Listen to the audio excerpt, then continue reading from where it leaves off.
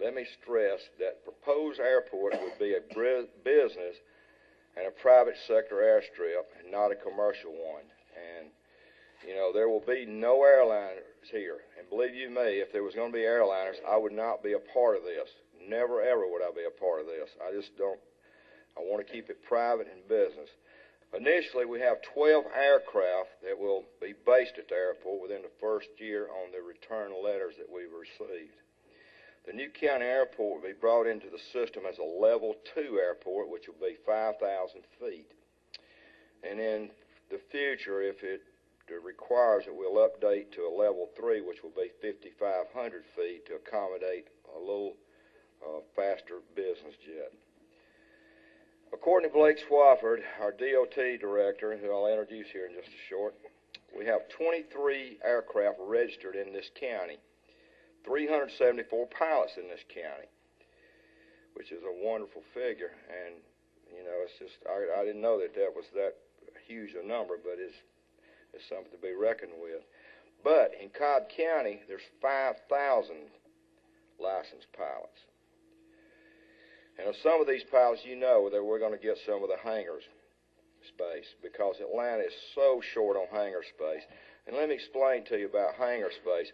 A hangar space is like a mini warehouse. Once you build it, it's over with. Then you just regain the investment. And for instance, on a corporate jet that we're talking about, or a corporate King Air, the rent can be anywhere from $1,000 to $1,500 a month revenue. And I would not be here today without full openness on this airport. I want to keep the media involved. I want to be honest about everything we decide to do. We don't want any clouded gray areas about this airport.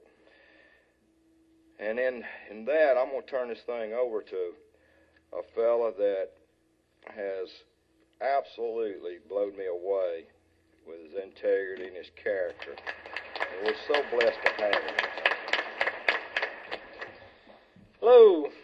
I hate to even get up here and say anything after that introduction. It can only go downhill from here. What I want to tell you about today is just essentially the nuts and bolts of building an airport, what we have done to this point, and where we're going from here. This process started about 3 years after I was born in 1972. That's when the Paulding County Airport Authority was enacted by the Georgia State legislation. So this is not a new concept. This is nothing that popped up yesterday. And there have been several efforts in the last, 31 years to look at putting some type of airport in Paulding County. But I don't think that the county was ready for it. I don't think that we were to the point, development-wise, growth-wise, and as far as the citizens of Paulding County were concerned, we weren't ready for it yet. I do think that we are ready for it now. The business is here. The development is here. The future is here. So I think now is the time for this General Aviation Airport. The state, the FAA, they really support a new airport in this area. There's actually a hole in the general aviation system in the state of Georgia over Paulding County where we do not meet the service requirements of the state and of the Federal Aviation Administration. We are actually included in the Georgia State Aviation Plan. That is a new airport location for Paulding County has been proposed in the Georgia Aviation Plan for a number of years now in order to fill the hole in the service for general aviation in the state of Georgia. So we're included in that document. So we do have support on the state and on the federal level for building a general aviation airport in Georgia. We have been working on several studies over the last year to show the justification and the need for the airport, and we've also been working on a study to try to nail down the location of the airport.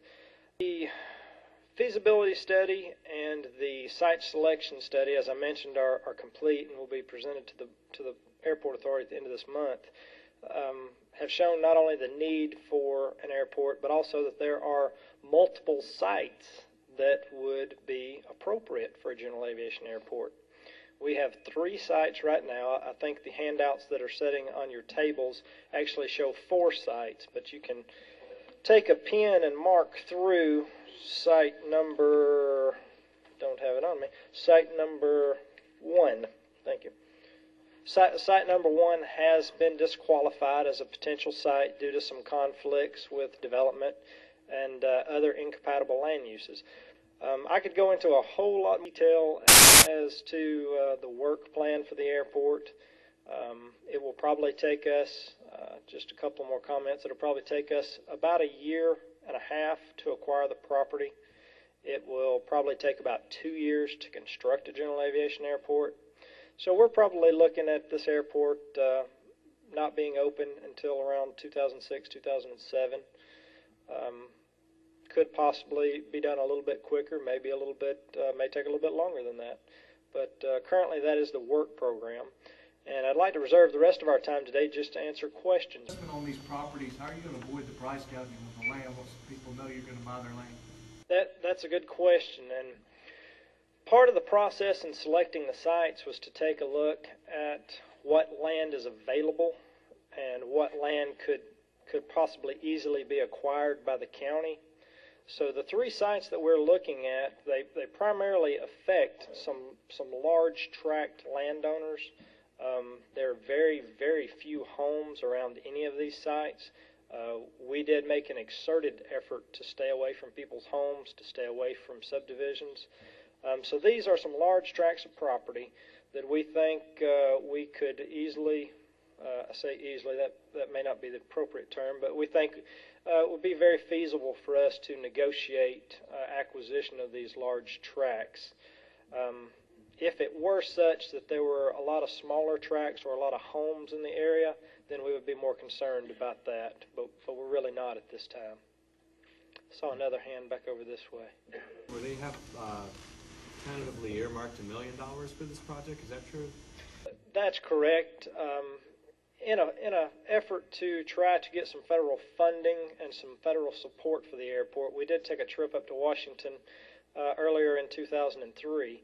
And at this time, we do have an earmark of $1 million for the airport.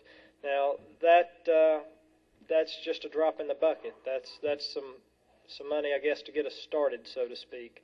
We'll probably use that money to complete some of the engineering plans that are required, and we'll probably use some of it to start acquiring some property. But this is probably a project that will run in the neighborhood of $25 million. Now, one thing that I failed to mention earlier that's extremely, extremely important point is that the Federal Aviation Administration funds 90% of the cost of an airport.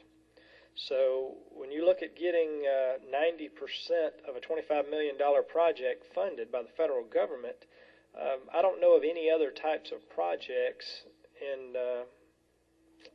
at all that have that type of funding that comes from the federal government. It's extremely, extremely lucrative. Your return on your investment is tremendous.